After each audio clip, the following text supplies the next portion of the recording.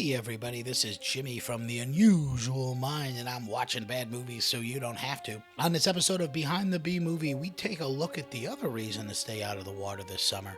That's right, the 1978 Roger Corman classic Piranha.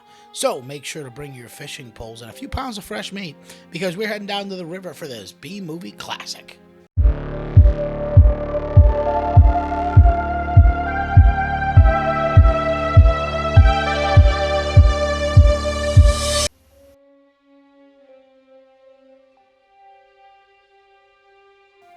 Piranha is a 1978 American horror comedy film, directed by Joe Dante and produced by Roger Corman.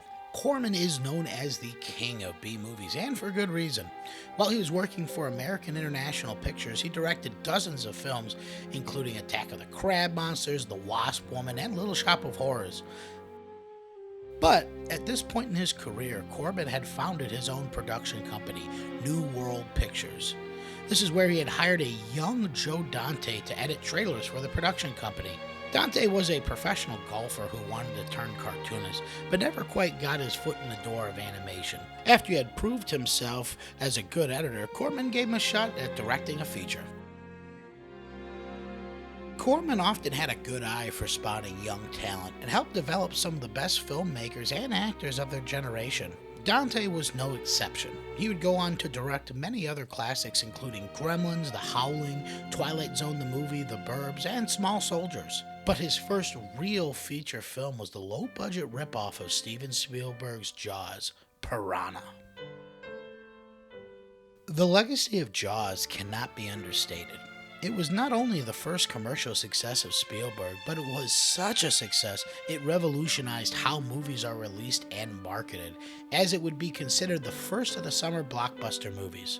Jaws also set the template for many subsequent horror films, to the extent that the script for Ridley Scott's 1979 science fiction film Alien was pitched to studio executives as Jaws in space. Many films based on man-eating animals, usually aquatic, were released throughout the 70s and 80s, such as Orca, Mako, Jaws of Death, Barracuda, Alligator, Day of the Animals, Eaten Alive, and so on and so forth.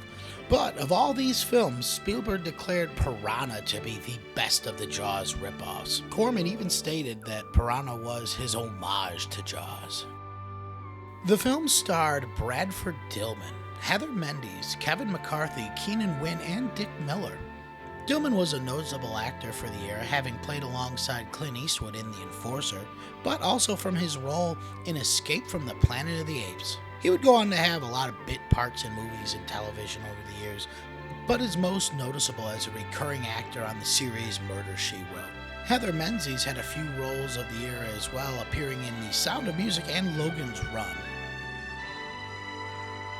McCarthy was a time-tested actor, having appeared in dozens of TV shows, but he is most recognizable for his role in the original Invasion of the Body Snatchers. Wynn is most recognizable as his appearance as Colonel Guano in Stanley Kubrick's infamous dark comedy Dr. Strangelove. And of course, what would a Roger Corman production be without the incorporation of Dick Miller, the legendary character actor? It's important to point out that this is one of the few Corman productions where Miller doesn't reprise the role of Walter Paisley, a reoccurring character most often used in Corman productions as a way to give Miller a quick cameo. Because, we all need a little dick in our lives. The film tells the story of a river being infested by lethal, genetically altered piranha fish, threatening the lives of the local inhabitants as well as the visitors to the nearby summer resort. The film was shot at the Aquarina Springs and Resort theme park in San Marcos, Texas, which was opened in 1951. It was later purchased by Southwest Texas State University, now Texas State University, San Marcos. The amusement park shut down in 1996. The facility is now an environmental learning center. The film was reported to have been shot in 30 days for $660,000, with a budget of $50,000 for special effects and $10,000 for the film's score. Rick Baker was originally tapped to provide the makeup effects for the film, but he recommended 17-year-old Rob Bottin instead. Bottin was fresh off of working as a makeup assistant for Star Wars and would go on to work special effects makeup for The Thing, Total Recall, RoboCop, Fear and Loathing in Las Vegas, and Fight Club. For the piranha attacks, he attached rubber puppet fish to sticks.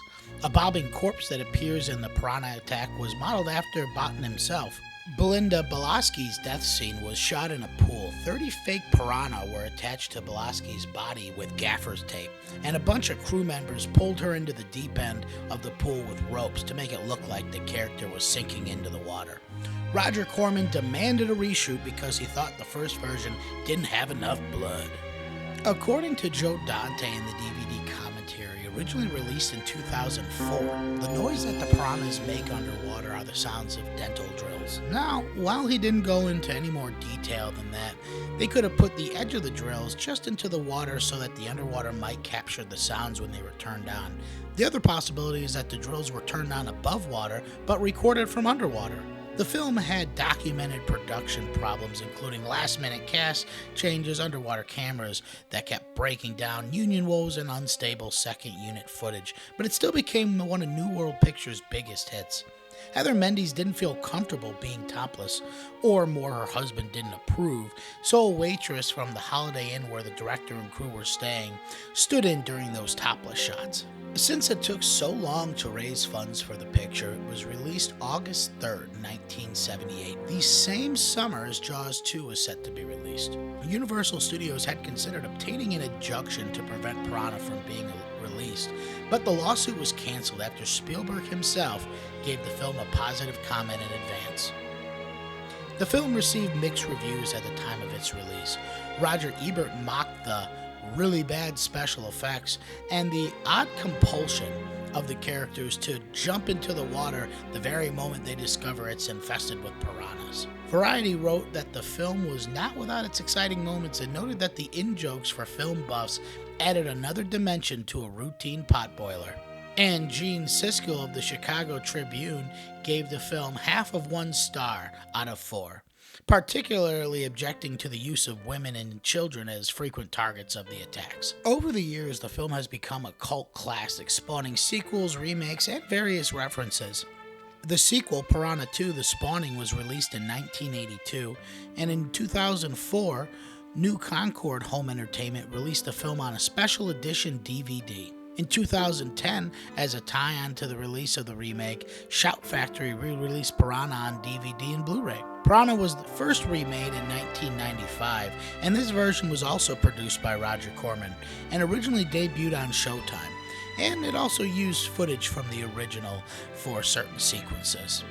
Another remake of the 1978 film is directed by Andre Aja, who worked again with filmmaking partner Gary Lesueur, and the two have worked together on other genre films, including the 2006 remake of The Hills Have Eyes. Piranha 3D was theatrically released in the United States August 20th, 2010, and it is in 3D. It intended to have Chuck Russell, who previously reworked the 1988 version of The Blob, to direct the film before taking on Andre Aja. Aja intended to rewrite a previous script from Josh Stolberg and Pete Goldfinger. Aja explained, and I quote, "My goal is not to remake Piranha, but to create a completely new adventure, paying homage to all creature films. I am very proud to follow the path of Joe Dante and James Cameron and look forward to working with Greg Lesueur to write, produce, and direct a fun and gory thrill ride." The film's cast included Elizabeth Shue, Christopher Lloyd, Richard Dreyfuss, Adam Scott, and Jerry O'Connell. Overall, Piranha is a fun and bloody affair. Most of the attack scenes are played for laughs, and the low budget is helpful as it creates a campy aesthetic that makes the film more charming.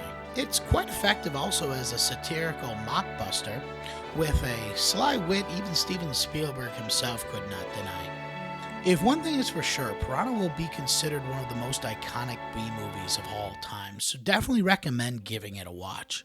And this has been Jimmy with Behind the B Movie. We're still watching bad movies, so you don't have to. Make sure to give us a like, subscribe, and if there's anyone else who's interested in aquatic monster movies, go ahead and share this link with them as well. They may find it interesting.